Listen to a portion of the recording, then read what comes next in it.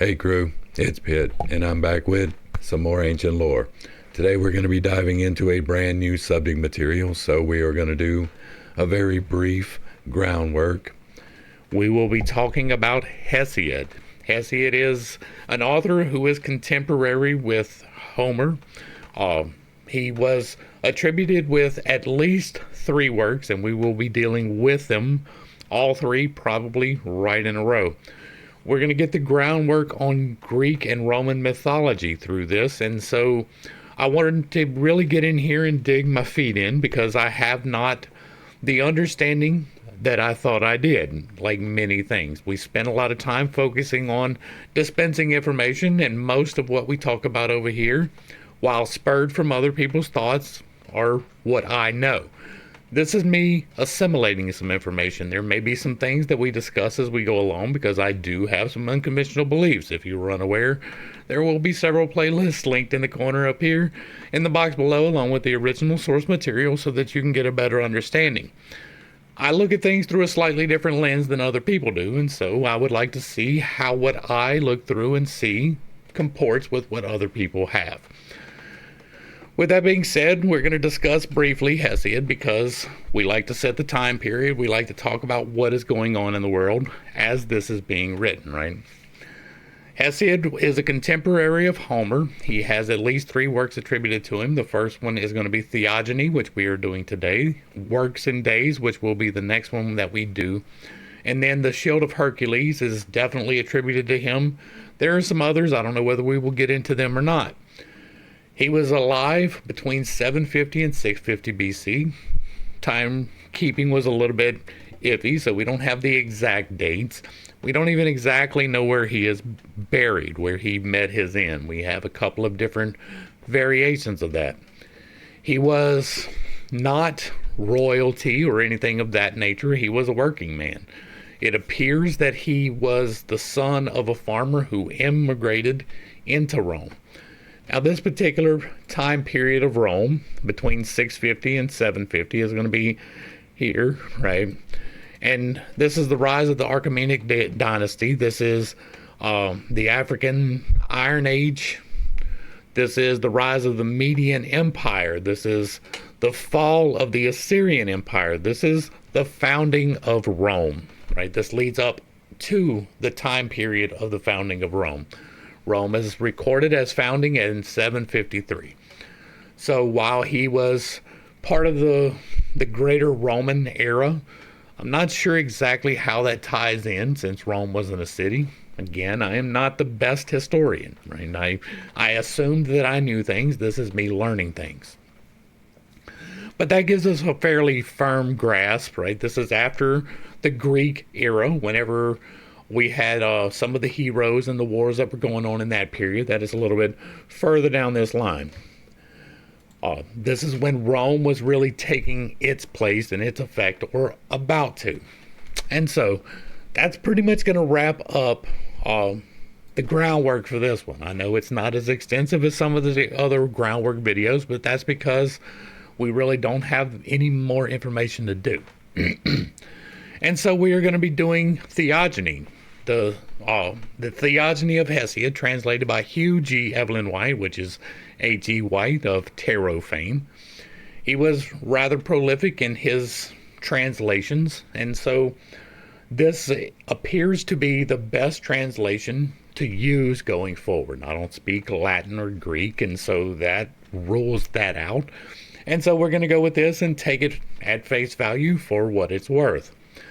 Before we begin, if you are unfamiliar with me, or we will be reading aloud and discussing as we go along the various points that are brought to light by the text. But if you are unfamiliar with me or who I am or any of my unconventional beliefs, again, the playlist will be linked in the corner above and in the box down below so that if I lose you in the terminology, you can get a better understanding of who I am and why I say the things that I do. I'm going to try and do this in one sitting. It is very long. I do not know that if it will happen. If this gets to be about 2 hours, it will definitely get broken up depending on where we are. All right. With all of that being said, let us dive into the Theogony of Hesiod, translated by Hugh G. Evelyn White from 1914. From the Heliosonian Muses, let us begin to sing, who hold the great and holy mound of Helion, and dance on soft feet about the deep blue spring, and the altar of the mighty son of Cronos. And when they have washed their tender bodies in Permessus, or in the horse's spring, or Olmius, make their fair, lovely dances upon highest Helion, and move with vigorous feet. Thence they arise and go abroad by night, veiled in thick mist, and utter their song with lovely voice, praising Zeus, the aegis holder, and queenly Hera of Argos, who walks on golden sandals, and the daughter of Zeus, the aegis holder, bright-eyed Athene, and Phoebus Apollo, and Artemis, who delights in arrows, and Poseidon, the earth holder, who shakes the earth, and reverend Themis, and quick-glancing Aphrodite, and Heb with the crown of gold, and fair Dione, Leto, Iapetus, and Cronos, the crafty counselor, Eos, and great Helios, and bright Selene, Earth, too, and great Oceanus, and dark Night, and the holy race of all the other deathless ones that are forever. And one day they taught Hesiod glorious song while he was shepherding his lambs under Helion. And this word first the goddesses said to me, the muses of Olympus, daughters of Zeus, who hold the aegis. Shepherds of the wilderness, wretched things of shame, mere bellies. We know how to speak many false things as though they were true, but we know, when we will, to utter true things. So said the ready-voiced daughters of great Zeus, and they plucked and gave me a rod, a shoot of sturdy laurel, a marvelous thing, and breathed into me a divine voice to celebrate things that shall be and things that were aforetime. And they bade me sing of the race of the blessed gods that are eternally, but to sing of themselves both first and last. But why all this about oak or stone? Now this is an interesting, right? We talk about things, so get used to that. Shepherds of the wilderness, wretched things of shame. Why? Why would a shepherd be a wretched thing of shame? Because you're poorer than other people, right? You have some wealth, you have something going on in your life if you have something to care over. So I don't understand wretched things of shame. Mere bellies. How we know how to speak many false things as though they were true. We talk about the entities all the time, right? I believe, I have some unconventional beliefs. If you don't know, you should check out some of these other playlists. But I believe that there are entities that are aligned with both the positivity parts of humanity and aligned with the negative parts of humanity. And the ones that can lie to you are the ones that are aligned with the negative parts of humanity. And so this is telling us something right off the top that may be a little bit something to watch out for, right? Now, this is poetic license. This is, 6,000 years old, roughly? No, 3,000 years old, roughly. And so, take it with a grain of salt, and time has passed, and things have gone on, and maybe it was just something to say, but I get a little bit concerned when they tell you that they can speak false. It is because they're probably about to speak false. Now it says, but we know when we will to utter true things, then maybe they will tell us something truth. Again, we are taking this with a grain of salt. While I believe in the entities, I do not believe that they were human, right? I don't believe that there is some great human thing that is happening here. It is most likely the personifications of things that are leading into these, but I don't discount some of these gods. I don't believe that they are gods, right? God is the overarching Holy Spirit that is all things. He is me, He is you. He is the space between me and you and the space between me and you. He is everything you can see and everything that you cannot see. But if you can see it, it is not entirely God. Something can be powerful and not be a god. Something can have magical properties and not be a god. Something can be extremely overwhelming to the point where you would think it might be a deity. But if it is visible in its entirety, it is not God. Right? God does not incorporate within himself. And while things can have some great powers, that doesn't make them gods. It makes them overwhelming, it makes them large, it makes them powerful, but it does not make them gods. That is an important distinction for me going forward that I am going to be looking at, so I'm relaying that to you. While we are going to be discussing these deities as though they are powerful beings, because I do believe that they probably even walk the earth, that does not make them gods, in my estimation, at all. No matter whether somebody says that this is the supreme God, if you have seen it ever, it's not God. It's that simple, right? Everything you see is God. It is a part of God. And God cannot manifest inside of himself any more for this than he could for the other books that we have discussed in some detail, right? See the Unconventional Bible Study. And then they give him, they plucked and gave me a rod, a shoot of sturdy laurel. Now, laurel is what you give for accolades, for one, right? They used to, when you would return from a successful battle, you would get a diadem that was made out of laurel leaves. That was part of your blessing, was that you got this thing to wear on your head that was made from laurel leaves. So laurel is going to be important. It has to do with wisdom and power. The rod is a little bit strange. That is associated with the wand, right? And when we did our study of the tarot, we saw that there are 4 things, right? You have a sword, a cup, you have a pentacle, and you have a wand. The sword has to deal with the air, and it is about conquering and the things that are associated with swords. The earth is represented by the pentacles, and that was the things that are of the earthly nature. The cups have to deal with water, and it has to do with things of a spiritual nature. But the sword, the wands are of fire, and they have to do with things of the active spiritual nature, whereas cups are more about the blessings of life. The wands are more about taking control of the spiritual side of things. And so being giving a wand or a rod of laurel is going to be significant. That is just something to pay attention to. He is saying here, I have been giving authority for some spiritual matters. That is what the rod of laurel is going to signify. But why all this about oak or stone? Come thou, let us begin with the Muses, who gladden the spirit of their father Zeus in Olympus with their songs, telling of things that are and that shall be, and that were aforetime with consenting voice. Unwearying flows of sweet sound from their lips, and the house of their father Zeus, the loud thunderer, is glad at the lily-like voice of the goddesses as it spreads abroad, and the peaks of snowy Olympus resound, and the homes of the immortals. And they, uttering their immortal voice, celebrate in song, first of all, the reverend race of the gods from the beginning, those whom earth and wide heaven begot, and the gods sprung of these, givers of good things. Then, next, the goddesses sing of Zeus, the father of gods and men, and they begin and end their strain, how much he is in the most excellent among the gods and supreme in power.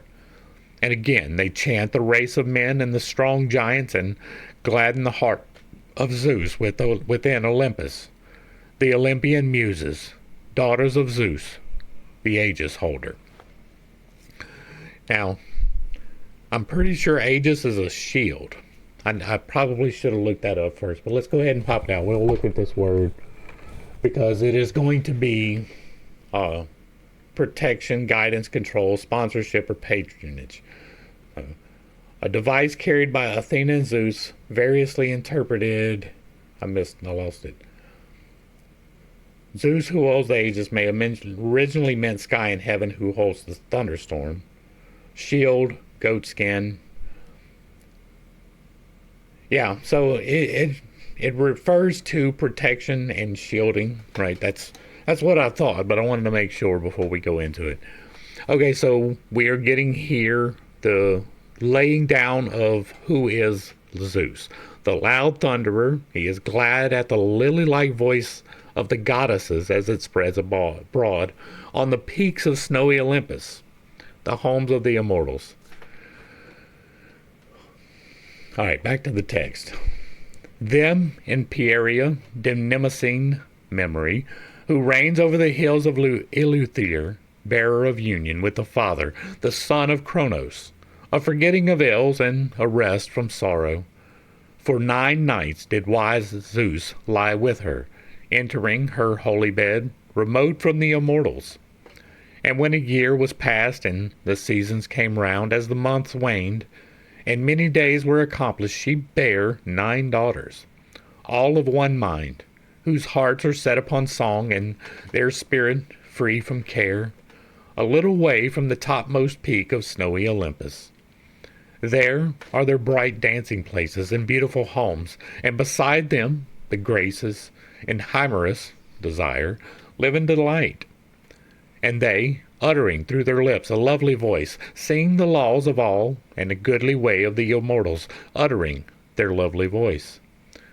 Then they went to Olympus, delighting in their sweet voice with heavenly song, and the dark earth resounded about them as they chanted. And a lovely sound rose up beneath their feet as they went to their father. And he was reigning in heaven, holding the lightning and glowing thunderbolt, when he had overcome by might his father Kronos, and he distributed fairly to the immortals their portions, and declared their privileges. Now we have here some almost echoes of a different legend, right? This echoes in part the Atlantis myth. Now, in the Atlantis myth, we had Atlas, and Atlas was the father of 10 sons who had 10 kingdoms upon the isle that was Atlantis. A lot of people seem to think that it was one kingdom and it was on a small island. That is not nearly what it says in Plato. What it says instead is that it was a very large island and that it was sectioned into 10 pieces, and each one of the immortals, right, got their piece, the sons of Atlas. And that is how we got the kingdoms of Atlantis. This is a mirror, right? For 9 nights did Zeus lie with her. That means 9 into 10, right? Zeus making the 10th, or the mother making the 10th. And he has 9 daughters, which is the opposite of Atlantis. Atlantis was 10 sons. This is 9 daughters. And so it's not exactly the same, but there are some almost echoes. And it's just interesting to note. Now, overcome by might his father Kronos, and distributed fairly to the immortals their portions and declared their privileges. That is the part that echoes. Atlas did pretty much the same thing. He apportioned the island to his 10 sons for them to rule. And so, yeah. Just pointing out things as we go along.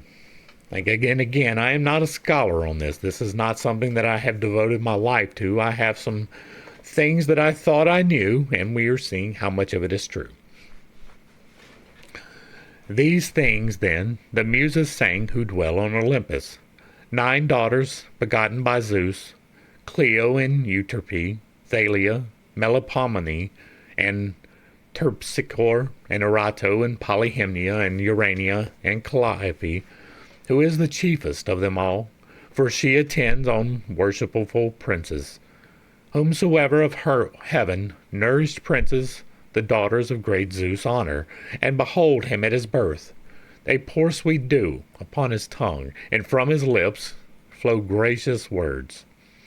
All the people look towards him while he settles causes with true judgments, and he, speaking surely, would soon make wise end of even a great quarrel. For thereafter are their princes wise in heart, because when the people are being misguided in their assembly, they set right the matter again with ease, persuading them with gentle words. And when he passes through a gathering, they greet him as a god with gentle reverence, and he is conspicuous amongst the assembled. Such is the holy gift of the Muses to men. For it is through the Muses and far-shooting Apollo that there are singers and harpers upon the earth. But princes are of Zeus, and happy is he whom the Muses love. sweet speech flows from his mouth. For though a man have sorrow and grief in his newly troubled soul, and live in dread because his heart is distressed, yet when a singer, the servant of the Muses, chants the glorious deeds of men of old and the blessed gods who inhabit Olympus, at once he forgets his heaviness and remembers not his sorrows at all, but the gifts of the goddesses soon turn him away from these. And so we have these women, the Muses, are blessing the rulers of men who are men. It's interesting, right? Why would he have 9 daughters and then whatever? I understand might makes right, and once again, right, it's just funny to me that he would have 9 daughters and then the 9 daughters would bless men. Why not have 9 sons like we had in Atlantis with the 10 sons? And that's just arguing semantics, right? It is whatever. This is a rationalization of why these men are better, right? They speak a little bit better. They're a little bit more persuasive. They're a little bit stronger. They do a little bit more. And this is explaining that away. So back to the text. Hail, children of Zeus, grant lovely song and celebrate the holy race of the deathless gods who are forever, those that were born of earth and starry heaven and gloomy night, and them that briny sea did rear. Tell how at the first gods and earth came to be in rivers, and the boundless sea with its raging swell, and the gleaming stars and the wide heaven above, and the gods who were born of them, givers of good things, and how they divided their wealth, and how they shared their honors amongst them, and that also how at first they took many-folded Olympus. These things declare to me from the beginning, ye Muses who dwell in the house of Olympus, and tell me which of them first came to be. Verily, at the first chaos came to be, but next wide-bosomed earth, and ever-sure foundations of all, the deathless ones who hold the peaks of snowy Olympus, and dim Tartarus in the depths of the wide-pathed earth, and Eros, love, fairest among the deathless gods, who unnerves the limbs and overcomes the mind and wise counsel of all gods and all men within them. From chaos came forth Erebus and black night, but of night were born Ether and Day, whom she conceived and bare from union in love with Erebus. And earth first bare starry heaven equal to herself, and cover her on every side, and to be an ever sure abiding place for blessed gods. And she brought forth long hills, graceful haunts of the goddess nymphs, who dwelt among the glen of hills. She bare also the fruitless deep, with his raging swell, Pontus without sweet union of love. But afterward she lay with heaven, and bare deep swirling Oceanus, Coeus and Crius, and Hyperion and Iapetus, Thea and Rhea, Themis and Messimene, and gold-crowned Phoebe, and lovely Tethys. After them was born Cronos, the wily, youngest, and most terrible of her children. He hated his lusty sire. And again she bare the Cyclops, overbearing in spirit, Brontes and Steropes, and stubborn-headed Arges, who gave Zeus the thunder and made the thunderbolt. In all else they were like the gods, but one eye only was set in the midst of their foreheads. They were surnamed Cyclops, orb-eyed, because one orbed eye was set in their foreheads. Strength and might and craft were in their works. And again 3 other sons were born of earth and heaven, great and doughty beyond telling, Cottus and Briareos and Gyes, presumptuous children. From their shoulders sprang 100 arms, not to be approached, and each had 50 heads upon his shoulder on their strong limbs, and irresistible was the stubborn strength that was in their great forms. For of all the children that were born of earth and heaven, these were the most terrible. They were hated by their own father from the first. And he used to hide them all away in a secret place of earth, so soon as each was born, and would not suffer them to come up into the light, and heaven rejoiced in his evil doing. But vast earth groaned within, being straitened, and she made the element of gray flint, and shaped a great sickle, and told her plan to her dear sons. And she spoke, cheering them, while she was vexed in her dear heart. My children, gotten of a sinful father, if you will obey me, we should punish the vile outrage of your father, for he first thought of doing shameful things. So she said, but fear seized them all, and none of them uttered a word. But great Cronos, the wily, took courage and answered his dear mother. Mother, I will undertake to do this deed, for I reverence not our father of evil name, for he first thought of doing shameful things. So he said, and vast earth rejoiced greatly in spirit, and set and hid him in an ambush, and put in his hands a jagged sickle, and revealed to him the whole plot. And heaven came, bringing on night and longing for love, and he lay about earth, spreading himself full upon her. Then the sun from his ambush stretched forth his left hand, and into his right took the great long sickle with jagged teeth, and swiftly lopped off his own father's members, and cast them to fall behind him. And not vainly did they fall from his hands, for all the bloody drops that gushed forth earth received.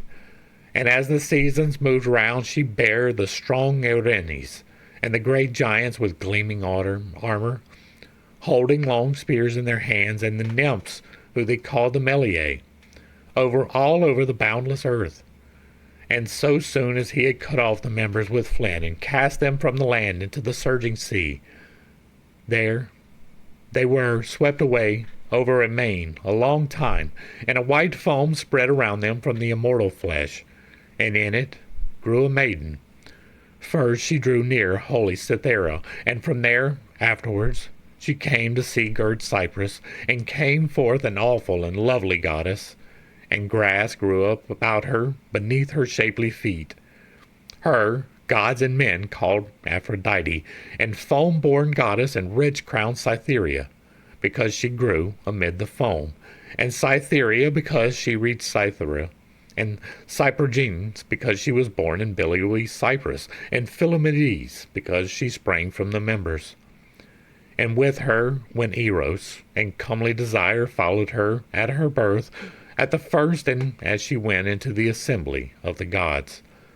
This honor she has had from the beginning, and this is the portion allotted to her amongst men and undying gods, the whispering of maidens, and smiles and deceits, with sweet delight and love and graciousness.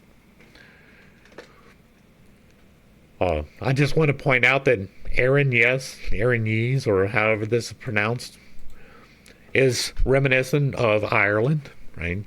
Ireland is the land Erin, and it is Erin. I named my daughter for that. It means peace in Celtic, and so I just wanted to point that out, right? One of the children was Erin, and I want to say that the Meliae was also one of the original peoples of Ireland. We almost went into the Tuatha De Danann, which will probably follow this particular study because I like the ancient history. I'm building a video game based upon it, and I'm going to incorporate these things into that. And so it's just interesting to note that these two particular, Erinyes and Meliae, that's interesting. Also interesting to note that this is associated with the giants and their gleaming armor. I do believe in the giants. I do believe that there was a race of men that was probably larger than normal. Now, that can be a relative thing, right? If you are 5'3" and someone comes along and they're 6'6", that is significantly larger than you. That is almost giant-like status. If they are pushing 7 feet, which is a possibility, that is extremely large, because you don't just grow in height, you grow in size, right? The square cube law exists. And so it doesn't necessarily have to be people 15 foot tall, right? Pushing 7 feet in an age of 5 foot is going to be a big difference. Now, what the median age or median height was at this particular period in time. I'm not sure.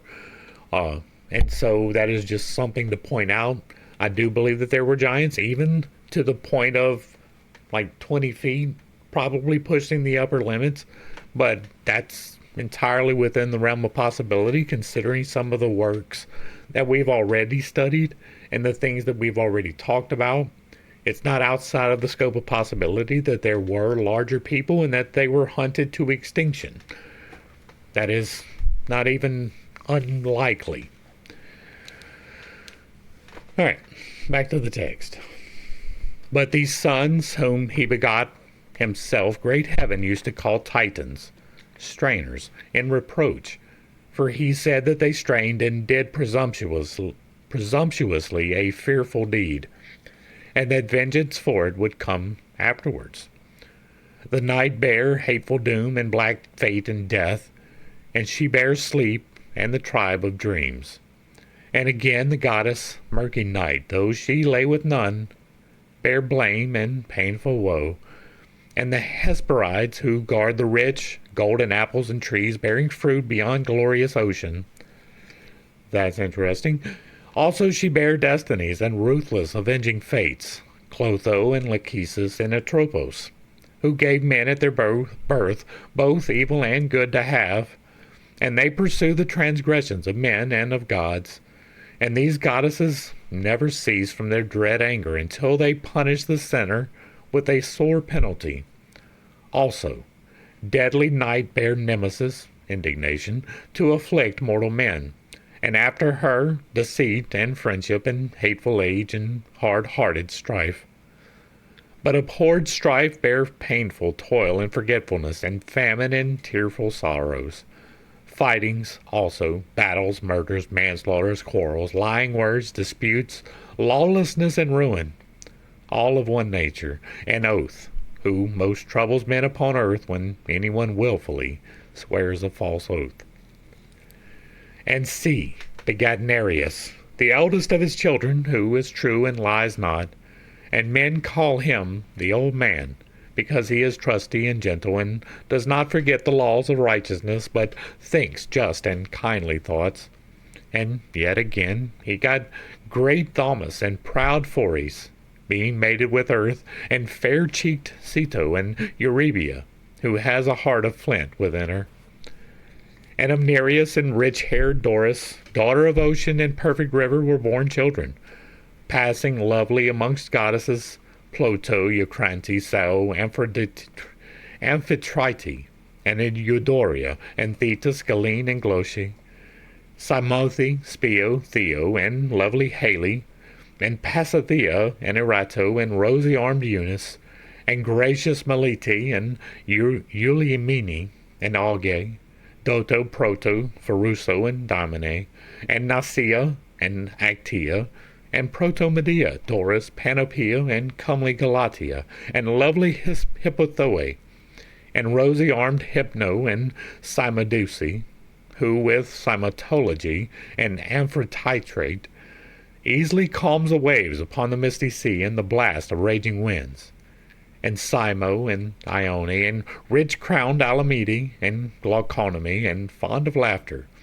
and Pontoporia, Ligori, Euagori, and Lemedea, and Polynoe, and Autonia, and Lacinia, and Urani, lovely of shape and without blemish of form, and Samanthe of charming figure and divine Menippe, Niso, Eupompe, Themisto, Prone, and Nemertis, who has the nature of her deathless father. These 50 daughters sprang from blameless Nereus, skilled in excellent crafts. And I apologize if I am murdering these names, but I don't have a choice. I don't speak the language, and I'm doing the best I can. And Thomas wedded Electra, the daughter of deep flowing ocean, and she bare him swift Iris, and the long-haired Harpies, Aello, storm-swift, and Octopetes, swift flyer, who on their swift wings keep pace with the blast of winds, and the birds, for quick as time they dart along. And again, Ceto bare to Phores the fair-cheeked Graene, sisters, gray from their birth, and both deathless gods and men who walk on earth call them Graeae. Femphadrio, well clad in saffron-robed Enyo, and the Gorgons, who dwell beyond glorious ocean, in the frontier lands towards night, where are the clear-void Hesperides, Stheno and Eurydice, and Medusa, who suffered a woeful fate. She was mortal, but the two were undying and grew not old. All right, we're going to pause here. Right, this is the second reference to the land beyond the ocean. Once again, I believe in Atlantis, right? I believe that there was an island kingdom with 10 individual kingdoms that existed between the Europe and the North American continent. That went away at a certain period of time. It is part of the 12,000 year disaster cycle. See the video. And so it is important to note that this is talking about across the ocean. Well, the Mediterranean Sea was not the ocean. And it's talking about in the land of the night, which would be far to the west, right? The sun rises in the east, that's the land of the morning. The sun sets in the west, that is the land of the night. And so it is maybe not apparent, but definitely implied that here we are talking about, if not Atlantis, then North America, right? This is talking these frontier lands towards night where Medusa lived. Like this sounds like us here. It sounds like this continent that I am on. And that's interesting to me. I just wanted to point it out in case it gets lost in the sauce as we go along, but it does appear that this may be talking about a knowledge of the continent that we didn't discover for another couple thousand years. With her lay the dark-haired one, in a soft meadow amid spring flowers. And when Perseus cut off her head, there sprang forth great Chrysaor, and the horse Pegasus, who is so called because he was born near the springs, Pegae, of ocean, and that other because he held a golden blade, or in his hands. Now Pegasus flew away and left the earth, the mother of flocks, and came to the deathless gods. And he dwells in the house of Zeus, and brings to wise Zeus the thunder and lightning. But Chrysaor was joined in love to Callirrhoe, the daughter of glorious Ocean, and begot three-head Geryones. Him mighty Heracles slew in sea-girt Erythea by his shambling oxen on that day when he drove the wide-browed oxen to holy Tiryns, and had crossed the ford of Ocean, and killed Orthus and Eurytion, the herdsman, in the dim stead out beyond glorious Ocean. And again, that appears to me to be talking about a land beyond the ocean to the west. In a hollow cave she bare another monster, irresistible, in no wise like either to mortal men or to the undying gods, even the goddess fierce Echidnia, who is half a nymph, with glancing eyes and fair cheeks, and half again a huge snake, great and awful, with speckled skin, eating raw flesh beneath the secret parts of the holy earth. And there she has a cave, deep down under a hollow rock, far from the deathless gods and mortal men. There, then, did the gods appoint her a glorious house to dwell in, and she keeps guard in Arima beneath the earth, grim Echidnia, a nymph who dies not nor grows old all her days. Men say that Typhon, the terrible, outrageous, and lawless, was joined in love to her, the maid with glancing eyes. So she conceived and brought forth fierce offspring. First she bare Orthus and the hound of Geryones, and then again she bare a second, a monster not to be overcome and that may not be described, Cerberus, who eats raw flesh, the brazen voice hound of Hades, 50-headed, relentless, and strong. Now that is new. Right? So I'm a little bit familiar with Cerberus. I thought it was 3 heads.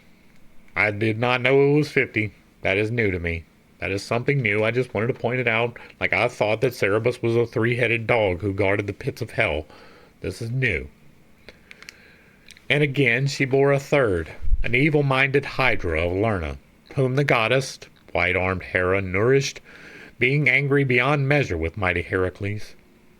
And her Heracles, the son of Zeus, on the house of Amphitryon, together with warlike Iolaus, destroyed with the unpitying sword through the plains of Athene, the spoil driver.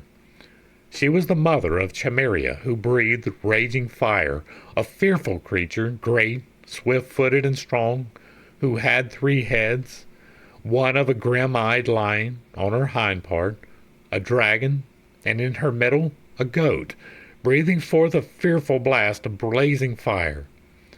Her did Pegasus and noble Bellerophon slay, but Echidna was subject to love to Orthus, and brought forth the deadly Sphinx which destroyed the Cadmeans, and the Nemean lion, which Hera, the good wife of Zeus, brought up and made to haunt the hills of Nemea, a plague to men.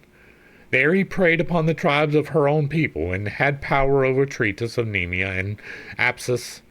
Yet the strength of stout Heracles overcame him. And Ceto was joined in love to Phorcys, and bare her youngest, the awful snake who guards the apples of all of gold, in the secret places of the dark earth at its great bounds. This is the offspring of Ceto and Phorcys. And Tethys bare to ocean eddying rivers, Nilus and Alpheus, and deep-swirling Eridanus, Strymon and Meander, and the fair stream of Ister, and Phasis and Rhesus, and the silver eddies of Achelous, Nessus and Rhodius, Halismon, and Heptaporus, Granicus, and Asepus, and holy Simmias, and Peneus, and Hermias, and Chiasus, fair stream, and great Sangarius, Landon, Parthenius, Eunice, Ardesus, and divine Scamander. Scamander is part of the Hermetic terminology. If you were unaware of that, as part of the ancient lore playlist, which this will be part of, we dealt with Scamander. As she brought forth a holy company of daughters, 15, who with the Lord Apollo in the rivers have youths in their keeping. And this charge Zeus appointed them, Pythio and Adamete, and Ianthe and Electra and Doris and Pramano and Urania, divine in form, Hippo, Clymene, Rhodia, and Calaraho, Zuexo, and Clyde, and Idea, and Pasitheo, Plexora, and Galaxora, and lovely Dione, Melopus, and Theo, and handsome Polydora, Ceresus, lovely of form, and soft-eyed Pluto, Perseus, Ioneria, Caste, Xanthe, Pateria the fair, Menestho, and Europa, Metis and Eurinome, and Telestro, saffron-clad, Criesis and Asia, and charming Calypso, Eudoro, and Tyche, Amphorio and Oxyrio, and Styx, who is the chiefest of them all. These are the eldest daughters that sprang from Ocean and Tethys, but there are many besides. For there are 3,000 neat-ankled daughters of Ocean who are dispersed far and wide, and in every place alike serve the earth and the deep waters, children who are glorious among goddesses, and as many other rivers are there, babbling as they flow, sons of Ocean, whom queenly Tethys bare, but their names it is hard for a mortal man to tell, but people know those by which they severally dwell. And Thea was subject in love to Hyperion, and bare great Helios, the sun, and clear Selene, the moon, and Eos, dawn, who shines upon all that are on the earth, and upon the deathless gods who live in the wide heaven. And Eurybia, bright goddess, was joined in love to Crius, and bare great Astraeus, and Pallas, and Perses, who also was eminent among all men in wisdom. And Eos bare to Astraeus the strong-hearted winds, brightening Zephyrus and Boreas, headlong in his course, and Notus, a goddess mating in love with a god. And after these, Erigenia bare the star is Sepphoris, dawn-bringer, and the gleaming stars with which heaven is crowned. and Styx. The daughter of Ocean was joined to Pallas and bare Zelion, emulation, and trim-ankled Nike, victory, in the house. Also she brought forth Kratos, strength, and Bia, force, wonderful children. These have no house apart from Zeus, nor any dwelling, nor path, except that wherein God leads them. But they dwell always with Zeus, the loud thunderer. For so did Styx, the deathless daughter of Ocean, plan on that day when the Olympian lightner called all the deathless gods to great Olympus, and said that whosoever of the gods would fight with him against the Titans, he would not cast him out from his rights, but each should have the office which he had before amongst the deathless gods. And he declared that he who was without office and rights is as just. So deathless Styx came first to Olympus with her children, through the wit of her dear father. And Zeus honored her and gave her very great gifts. For her he appointed to be the great oath of the gods, and her children to live with him always. And as he promised, so he performed fully unto them all. But he himself mightily reigns and rules. Again, Phoebe came to the desired embrace of Coeus. Then the goddess, through the love of the god, conceived and brought forth dark-gowned Leto, always mild, kind to men and to the deathless gods, mild from the beginning, gentlest in all Olympus. Also she bare Asteria, of happy name, whom Perseus once led to his great house to be called his dear wife. And she conceived and bare Hecate, whom Zeus, the son of Cronos, honored above all. He gave her splendid gifts, to have a share of the earth and the unfruitful sea. She received honor also in starry heaven, and is honored exceedingly by the deathless gods. For to this day, whenever any one of the men on earth offers rich sacrifices and prays for favor according to custom, he calls upon Hecate. Great honor comes full easily to him whose prayers the goddess receives favorably, and she bestows wealth upon him, for the power surely is with her. For as many as were born of earth and ocean, amongst all these she has her due portion. The son of Cronos did her no wrong, nor took anything away of all that was her portion among the former Titan gods. But she holds, as the division was at the first from the beginning, privilege both in earth and in heaven and in sea. Also, because she is an only child, the goddess receives not less honor, but much more still, for Zeus honors her. Whom she will, she greatly aids and advances. She sits by worshipful kings in judgment, and in the assembly whom she will is distinguished among the people. And when men arm themselves for the battle that destroys men, then the goddess is at hand to give victory and grant glory readily to whom she will. Good is she also when men contend at the games, for there too the goddess is with them and profits them. And he who by might and strength gets the victory, wins the rich prize easily with joy, and brings glory to his parents. And she is good to stand by horsemen, whom she will, and to those whose business is the grey, discomfortable sea, and who pray to Hecate in the loud, crashing earth-shaker. Easily the glorious goddess gives great catch, and easily she takes it away as soon as seen, if so she will. She is good in the byre with Hermes to increase the stock, the droves of kine and wide herbs of goats and sheep, and flocks of fleecy sheep. If she will, she increases from a few and makes many to be less. So then, albeit her mother's only child, she is honored amongst all the deathless gods. And the son of Cronos made her a nurse of the young, who after that day saw with their eyes the light of all-seeing dawn. So from the beginning she is a nurse of the young, and these are her honors. But Rhea was subject in love to Cronos, and bare splendid children.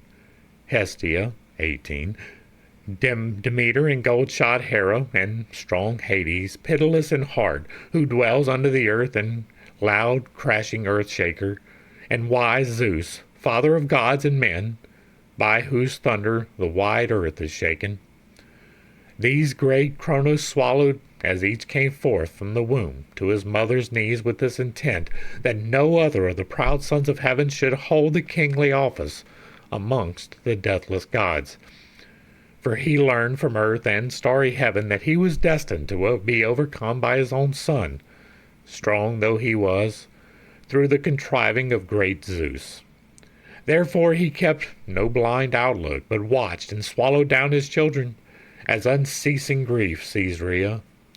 But when she was about to bear Zeus, the father of gods and men, she besought her own dear parents, earth and starry heaven, to devise some plan with her, that the birth of her dear child might be concealed, and that retribution might overtake great crafty Cronos for his own father and also for the children whom he had swallowed down. And they readily heard and obeyed their dear daughter, and told her all that was destined to happen touching Cronos the king and his stout-hearted son. So they sent her to Laitis, to the rich land of Crete, when she was ready to bear great Zeus, the youngest of her children. Him did vast earth receive from Rhea in wide Crete to nourish and to bring up. Thither came earth, carrying him swiftly through the black night to Lyctus first, and took him in her arms and hid him in a remote cave, beneath the secret places of the holy earth on thick-wooded Mount Aegeum. But to the mightily ruling Son of Heaven, the earlier king of the gods, she gave a great stone wrapped in swaddling clothes. Then he took it in his hands and thrust it down into his belly. Wretch! He knew not in his heart that in place of the stone his son was left behind, unconquered and untroubled, and that he was soon to overcome him by force and might, and drive him from his honors, himself to reign over the deathless gods. After that the strength and glorious limbs of the prince increased quickly, and as the years rolled on, great Cronos the wily was beguiled by the deep suggestions of earth, and brought up again his offspring, vanished by the arts and might of his own son. He vomited up first the stone which he had swallowed last, and Zeus set it fast in the wide-pathed earth at goodly Pytho, under the glen of Parnassus, to be a sign thenceforth and a marvel to mortal men. And he set free from their deadly bonds the brothers of his father, sons of heaven, whom his father in his foolishness had bound. And they remembered to be grateful to him for his kindness, and gave him thunder and the glowing thunderbolt and lightning. For before that the huge earth had hidden these. In them he trusts and rules over mortals and immortals. Now Iapetus took his wife, the neat-angled mad Clymene, daughter of Ocean, and went up with her into one bed, and she bare him a stout-hearted son, Atlas. Also she bare very glorious Menoetius and clever Prometheus, full of various wiles, and scattered brain Epimetheus, whom the first was a mischief to men who ate bread. For it was he who first took of Zeus the woman, the maiden whom he had formed. But Menoetius was outraged, and far-seeing Zeus struck him with a lurid thunderbolt, and sent him down to Erebus, because of his mad presumption and exceeding pride.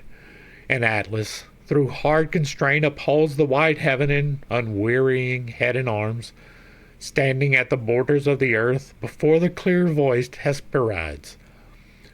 For this lot wide Zeus assigned to him, and ready-witted Prometheus he bound with inextricable bonds, cruel chains, and drove a shaft through his middle, and set him on a long-winged eagle, which used to eat his immortal liver. But by night the liver grew as much again every day as the long-winged bird devoured in the whole day.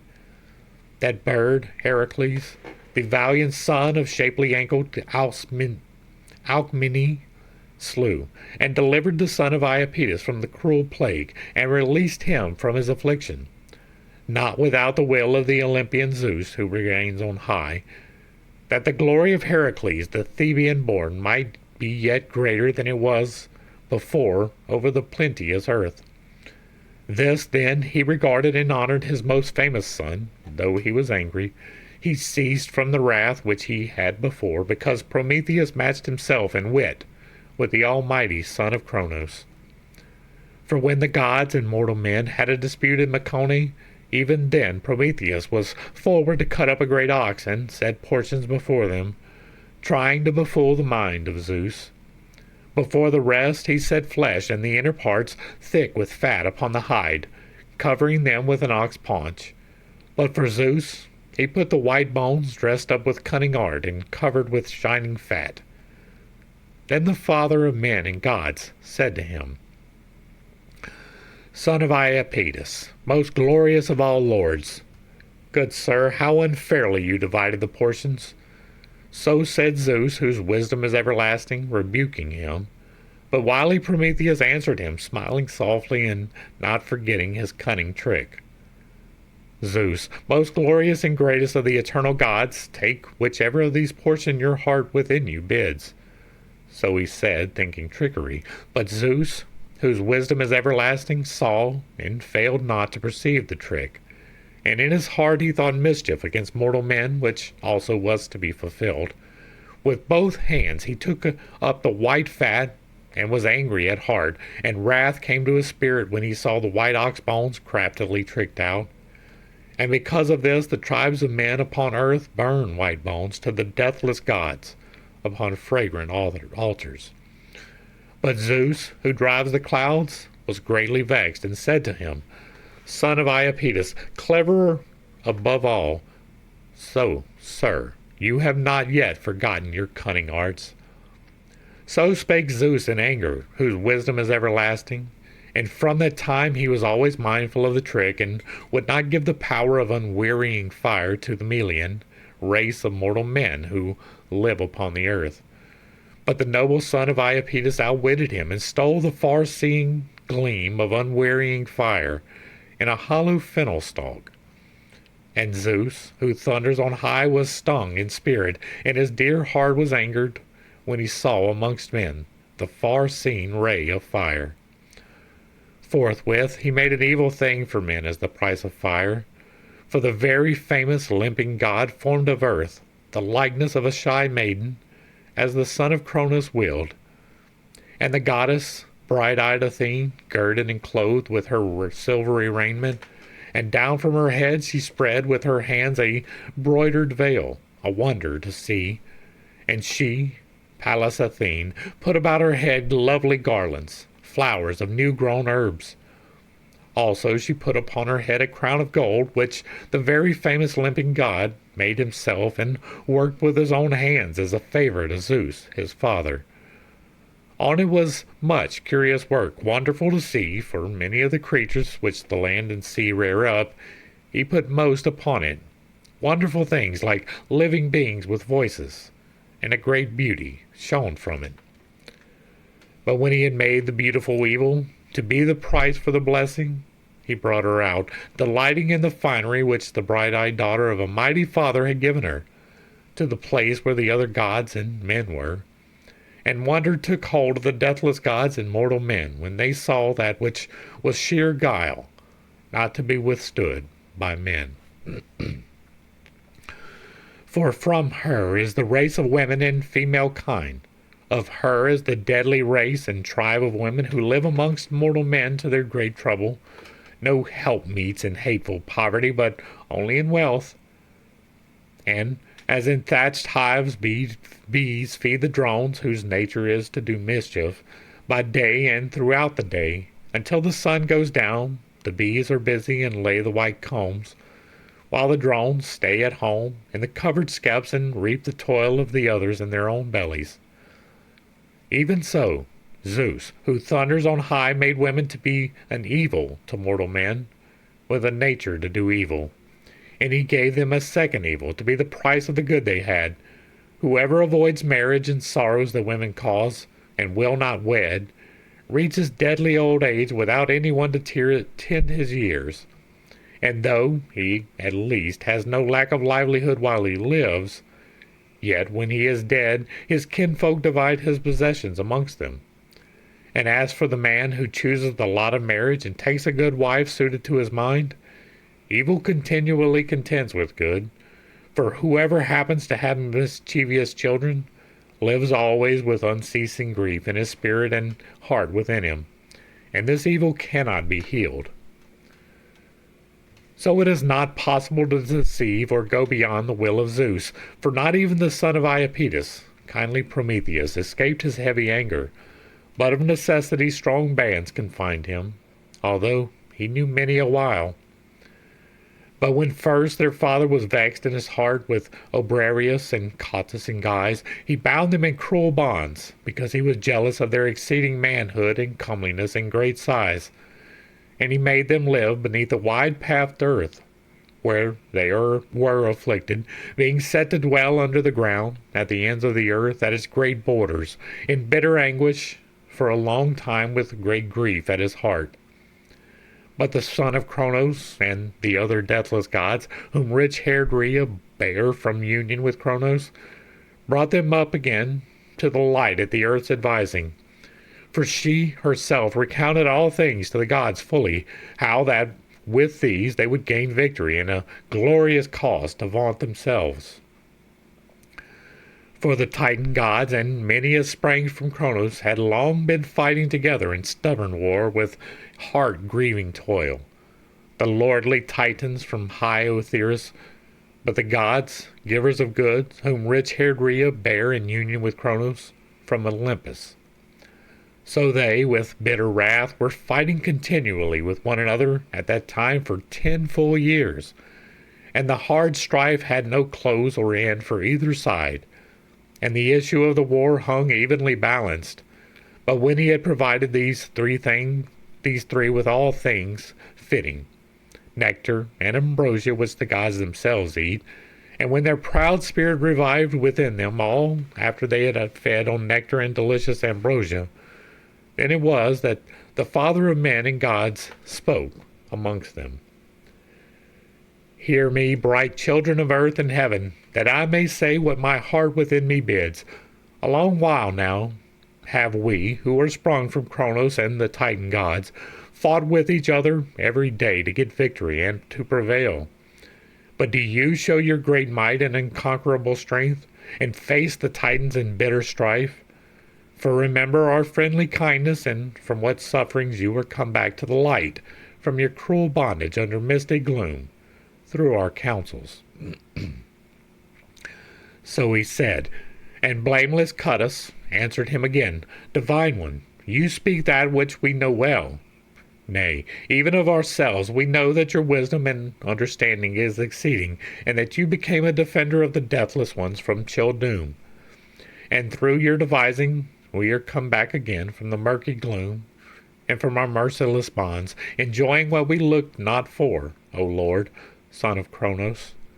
And so now, with fixed purpose and deliberate counsel, we will aid your power in dreadful strife, and will fight against the Titans in hard battle.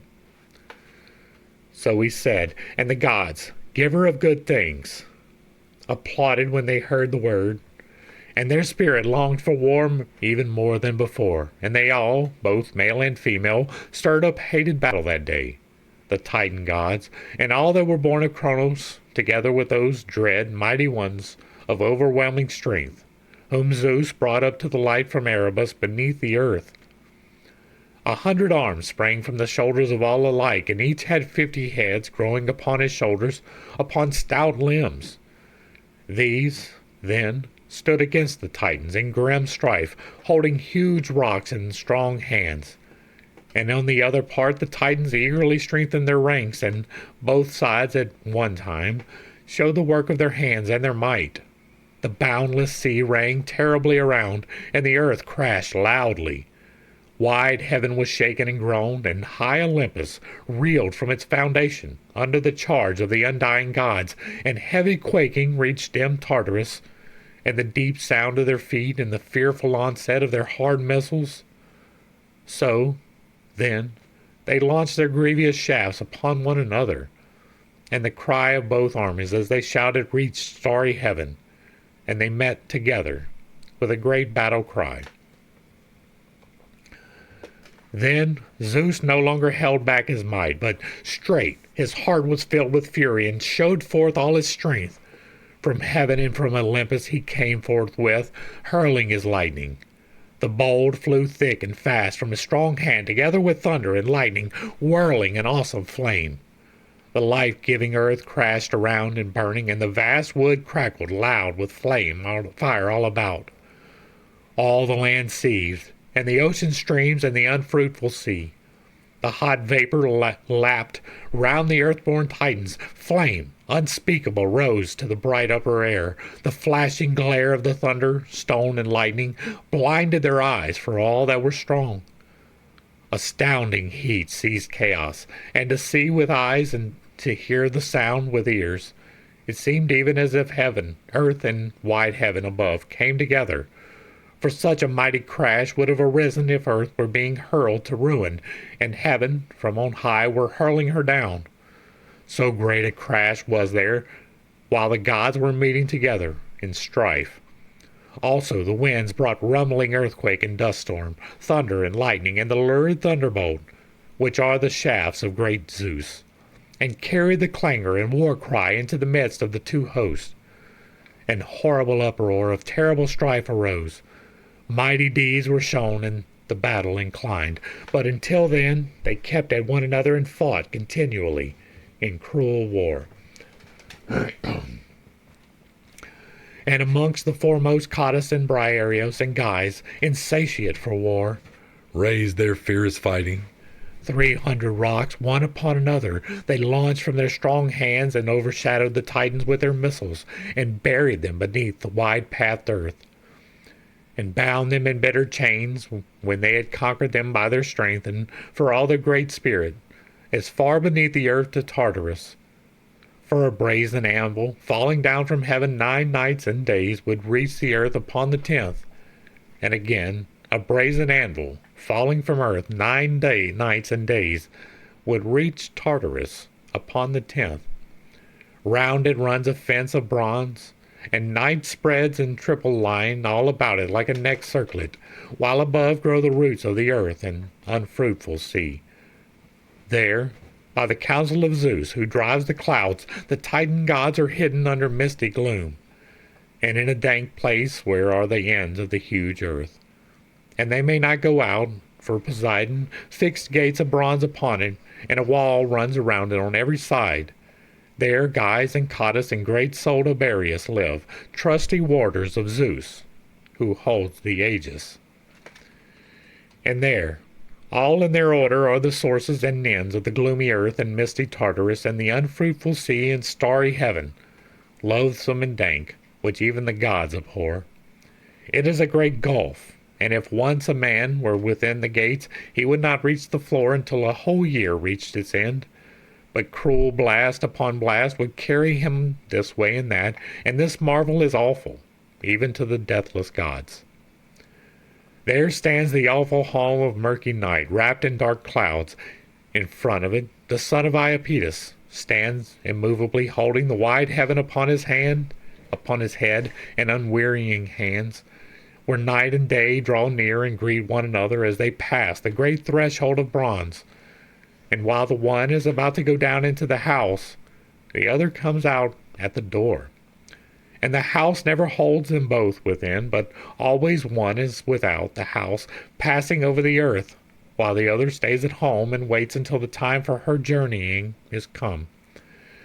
And the one holds all-seeing light for them on earth, but the other holds in her arm Sleep, the brother of death, even evil night, wrapped in a vaporous cloud.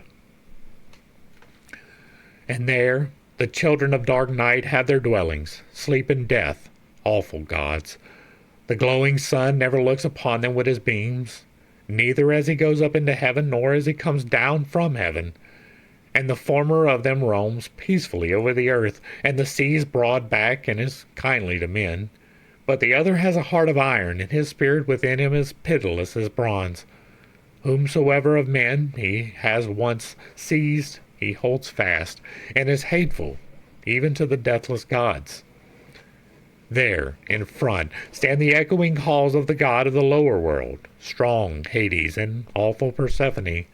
A fearful hound guards the house in front, pitiless, and he has a cruel trick. On those who go in, he fawns with his tail and both his ears, but suffers them not to go back out again, but keeps watch and devours whomsoever he catches going out of the gates of strong Hades and awful Persephone.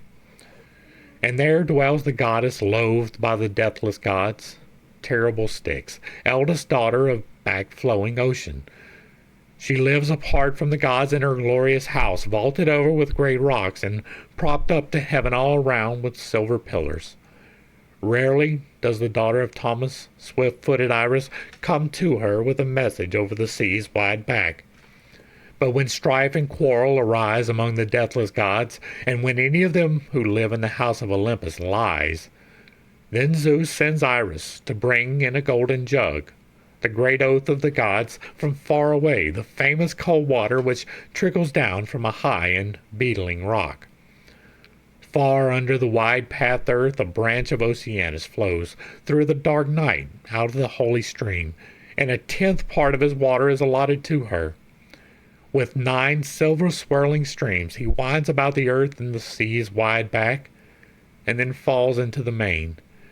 But the 10th flows out from a rock, a sore trouble to the gods, for whoever of the deathless gods that holds the peak of snowy Olympus pours a libation, for her water is forsworn, lies breathless until a full year is completed, and never comes near to taste ambrosia and nectar, but lies, spiritless and voiceless, in a strewn bed. And a heavy trance overshadows him. But when he has spent a long year in his sickness, another penance, and a harder, follows after the first. For 9 years he is cut off from the eternal gods and never joins their councils of their feasts. 9 full years. But in the 10th year he comes again to join the assemblies of the deathless gods who live in the house of Olympus. Such an oath, then, did the gods appoint the eternal and primeval water of Styx to be, and it spouts through a rugged place. And there, all in their order, are the sources and ends of the dark earth and misty Tartarus, and the unfruitful sea, and starry heaven, loathsome and dank, which even the gods abhor. And there are shining gates and an immovable threshold of bronze, having unending roots, and it is grown of itself. And beyond, away from all the gods, live the Titans, beyond gloomy chaos. But the glorious allies of loud crashing Zeus have made their dwelling upon ocean's foundations, even Cottus and Gyes. But Briareos, being goodly, the deep-roaring earth-shaker, made his son-in-law, giving him Simopolia, his daughter, to wed. But when Zeus had driven the Titans from heaven, huge earth bare her youngest child Typhoeus of the love of Tardus, by the aid of the golden Aphrodite. Strength was in his hands in all that he did, and the feet of the strong god were untiring. From his shoulders grew 100 heads of a snake, a fearful dragon with dark, flickering tongues, and from under the brows of his eyes, in his marvelous heads, flashed fire, and fire burned from his heads as it glared. And there were voices in all his dreadful heads which uttered unto every kind of sound unspeakable. For at one time they made sounds such that the gods understood, but at another the noise of a bull bellowing aloud in proud, ungovernable fury, and at another the sound of a lion, relentless of heart, and at another's sounds like whelps, wonderful to hear, and again at another he would hiss, so that the high mountains re-echoed. And truly, a thing past help would have happened on that day, and he would have come to reign over mortals and immortals, had not the Father of men and gods been quick to perceive it. But he thundered hard and mightily, and the earth around resounded terribly, and the wide heaven above, and the sea, and ocean streams and nether parts of the earth, great Olympus reeled beneath the divine feet of the king as he arose, and earth groaned thereat. And through the two of them he took hold of the dark blue sea, through the thunder and lightning, and through the fire from the monster, and the scorching winds and blazing thunderbolt. The whole earth seethed, and the sky and sea, and the long waves raged along the beaches round and about, and the rush of the deathless gods, and there arose an endless shaking. Hades trembled where he rules over the dead below, and the Titans under Tartarus who live with Kronos, because of the unending clamor and fearful strife.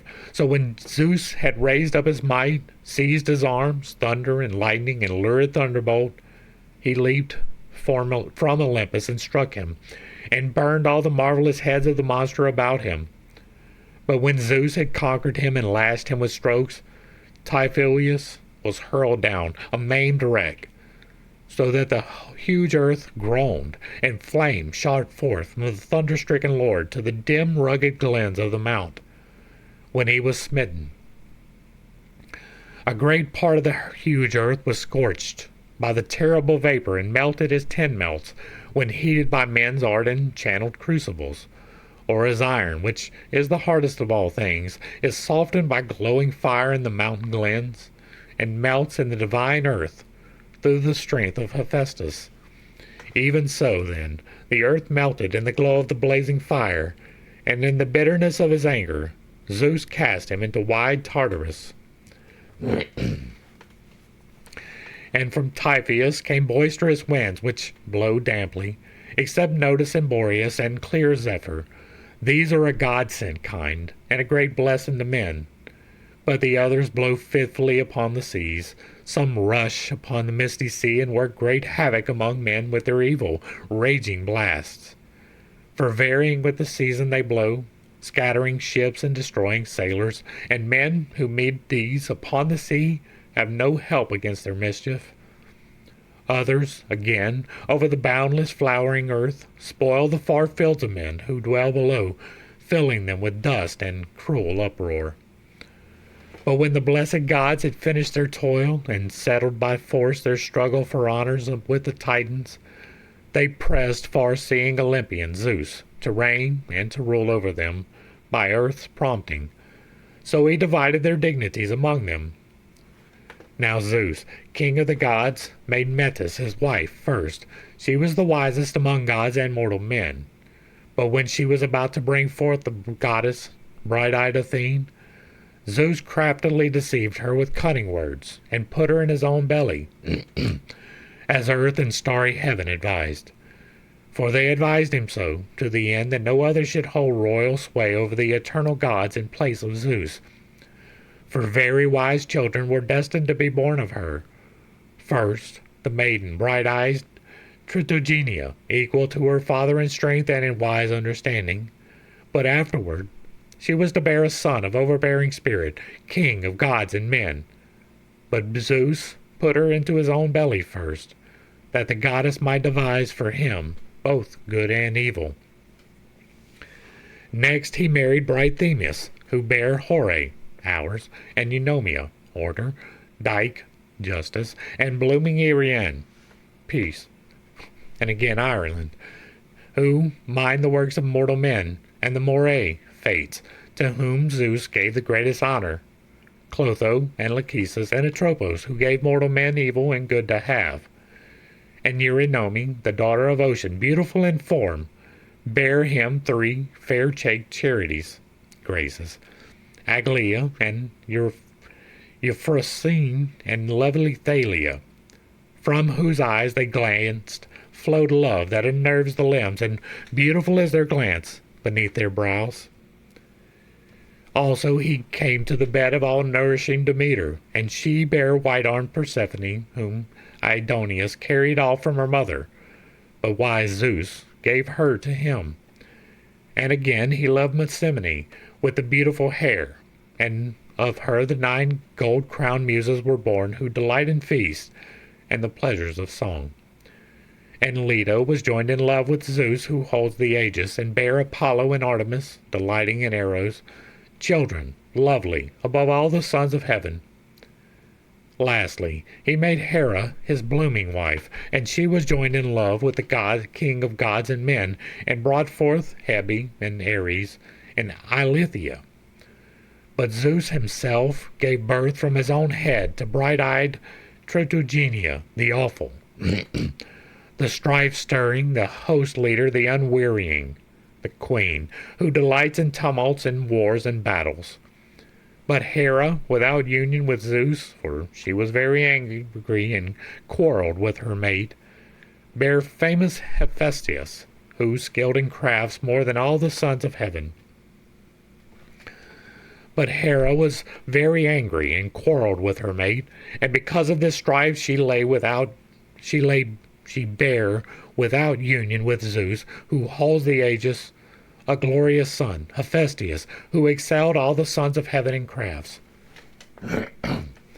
But Zeus lay with the fair-cheeked daughter of Ocean and Tethys, apart from Hera.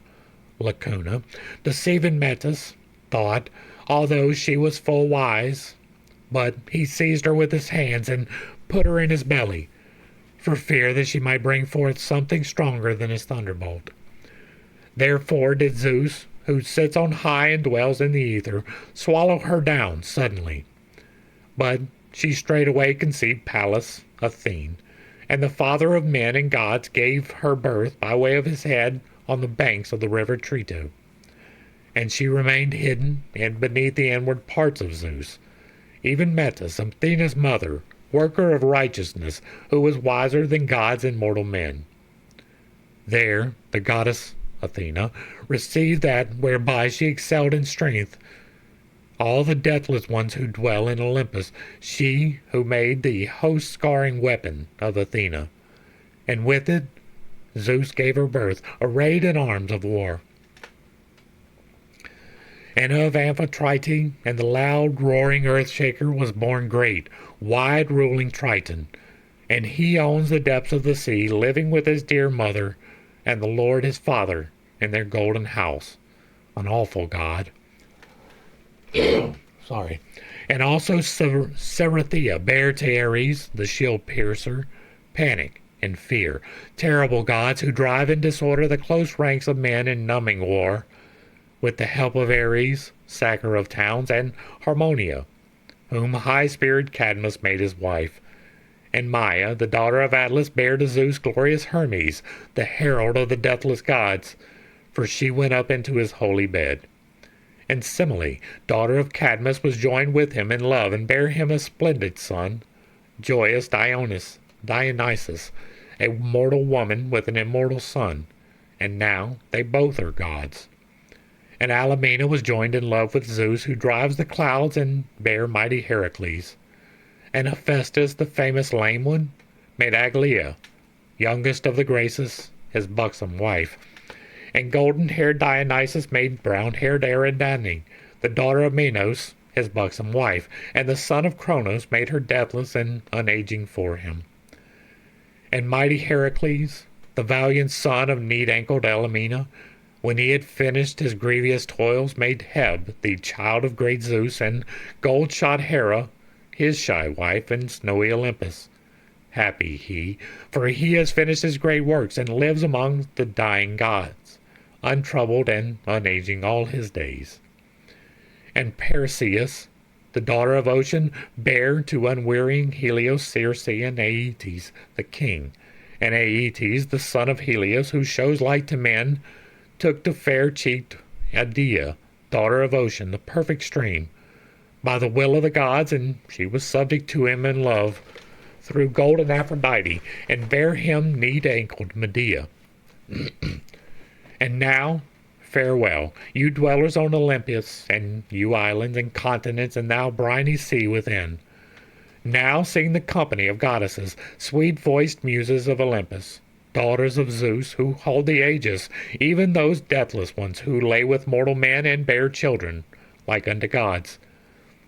Demeter, bright goddess, was joined in sweet love with the hero Iason, in a thrice-plowed fallow in the rich land of Crete, and bare Plutus, the kindly god, who goes everywhere over land and seas wide back, and him who finds him and into whose hand he comes, he makes rich, bestowing great wealth upon him.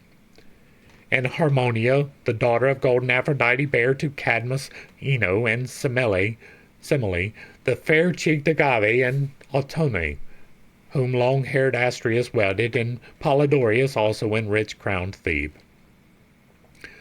And the daughter of Ocean, Calirrhoe, was joined in love of the rich Aphrodite with stout-hearted Chrysaor, and bare a son who was the strongest of all men, Geryones, whom mighty Heracles killed in a sea-girt Erythea for the sake of his shambling oxen.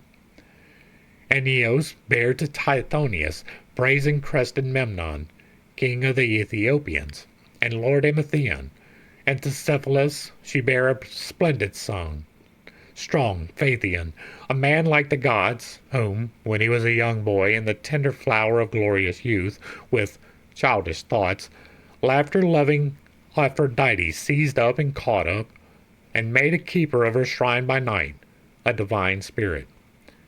And the son of Aeson, by the will of the gods, led away from Aeetes the daughter of Aeetes, the heaven-nurtured king, when he had finished the many grievous labors which the great king, overbearing Peleus, that outraged and presumptuous doer of violence, put upon him. But when the son of Aeson had finished them, he came to Iolcus, after long toil, bringing the coy-eyed girl with him on his swift ship, and made her his buxom wife.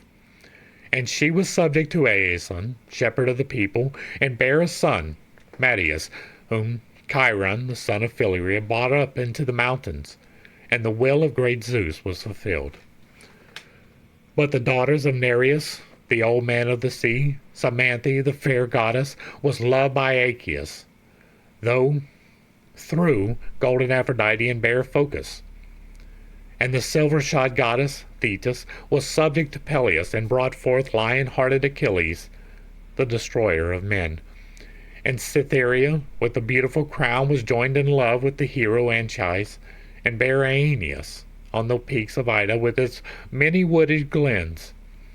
And Circe, the daughter of Helios, Hyperion's son, loved steadfast Odysseus, and bare Agrius and Latinus, who was faultless and strong.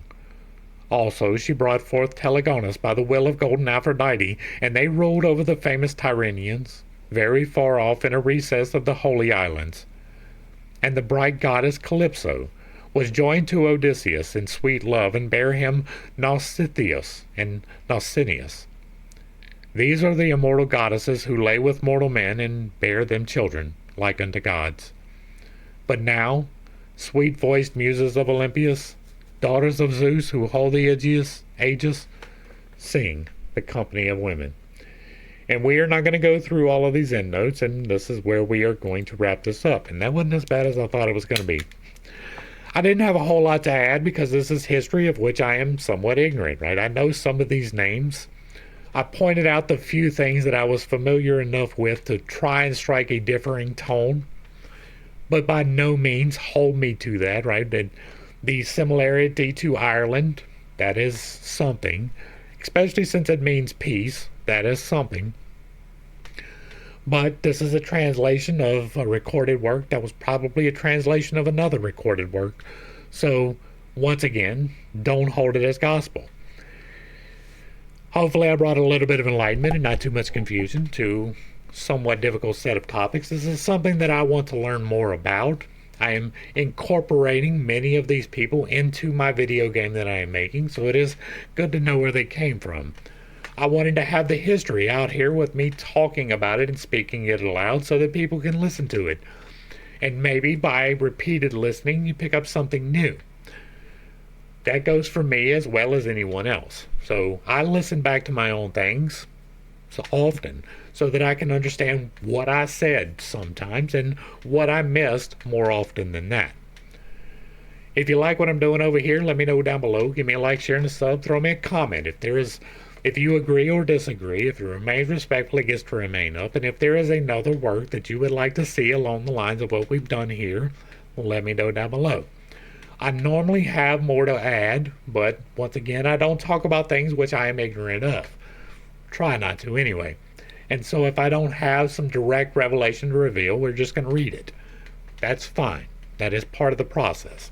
This is an assimilation of knowledge as well as a dissemination of knowledge. If you like what I'm doing over here, let me know down below.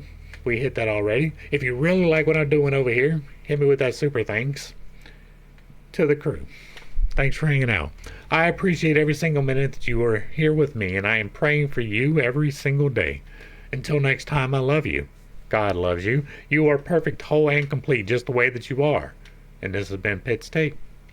Peace.